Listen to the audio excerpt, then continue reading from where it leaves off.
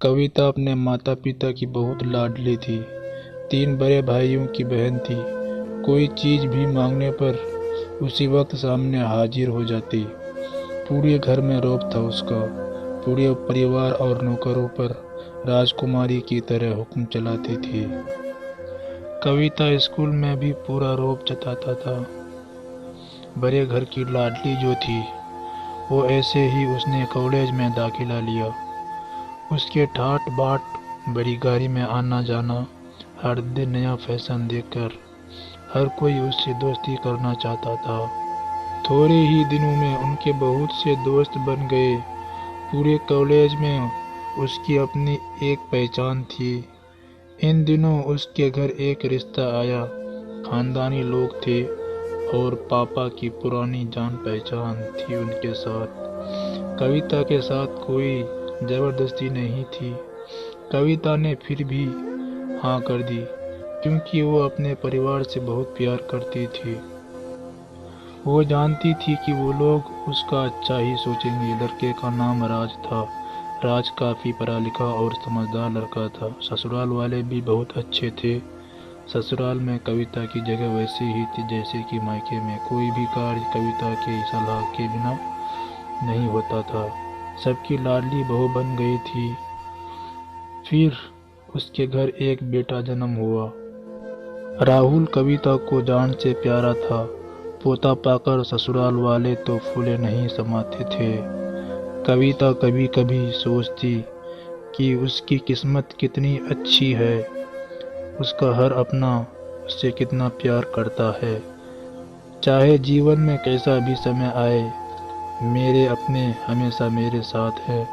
मैं कभी भी अकेली नहीं हो सकती। कितनी खुशकिस्मत हूँ मैं। पर शायद कविता की खुशियों को उसकी अपनी ही नज़र लग गई थी। एक दिन वो मायके जाने की जिद कर बैठी। राज को बहुत काम था, लेकिन वो फिर भी उसे ले गया। रास्ते में उनकी गाड़ी अन्य गाड़ी से टकरा गई। कविता, राज और राहुल बुरी तरह से जख्म हो गए। काफ़ी दिनों के इलाज के बाद राज और राहुल तो ठीक हो गए, लेकिन कविता पूरी तरह ठीक ना हो सकी। सर पर चोट लगने के कारण वो अपनी आंखों की रोशनी खो बैठी। अब कविता की किस्मत जैसी उल्टी पांव चलने लगी। मायके वाले कुछ दिनों तक उसे मिलने आते रहे। फिर कभी कभार फोन ही करके पूछ लेते कि अब कैसी हो। धीरे धीरे ये सिलसिला भी खत्म हो गया। ससुराल वाले की सहानुभूति भी कम होने लगी। घर में किसी को पास बैठने के लिए कहती तो जवाब मिलता, बहुत काम है, अब तुम भी हाथ नहीं बटा सकती। राज भी चिड़चिड़ा हो गया था।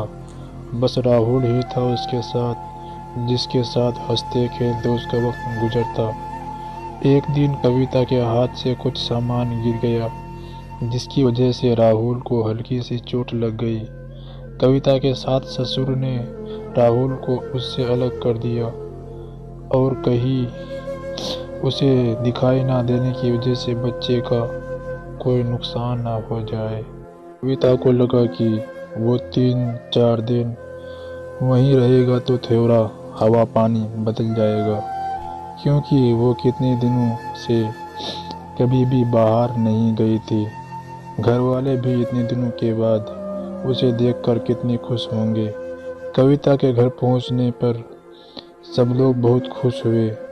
खाने में सब कुछ कविता की पसंद का ही बना था। उसने अपने मम्मी पापा भाई भाभीयों से दिल खोल कर बातें की। उनके छोटे छोटे बच्चे भी बुआ के साथ घुल मिल गए थे। रात को सोने के वक्त जब वो कपड़े बदलने लगी तो उसे पता चला कि उसका बैग तो बहुत भरा हुआ था। वो सब समझ गई।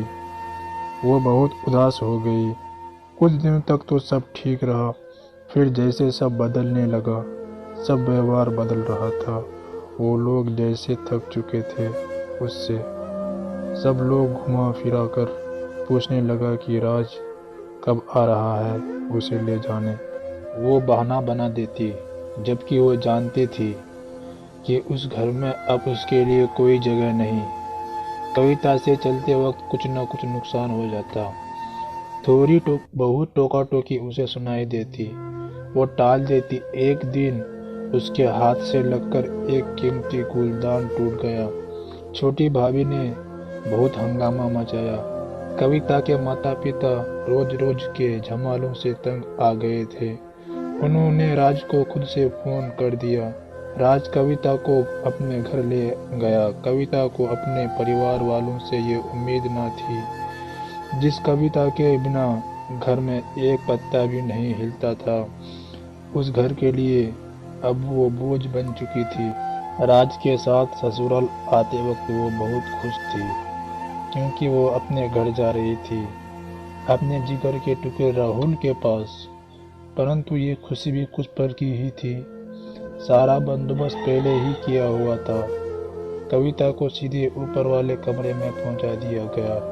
राहुल से दूर रहने की सख्त चेतावनी दी गई। एक काम वाली लता को उसकी जिम्मेदारी सौंपी गई, जो उसके खाने पहनने जैसी ज़रूरत का ध्यान रखती। कविता ज़्यादातर चुप ही रहती। कभी कभी काम वाली लता से थोड़ा बतिया लेती। उसके जरिए राहुल का पता चल जाता।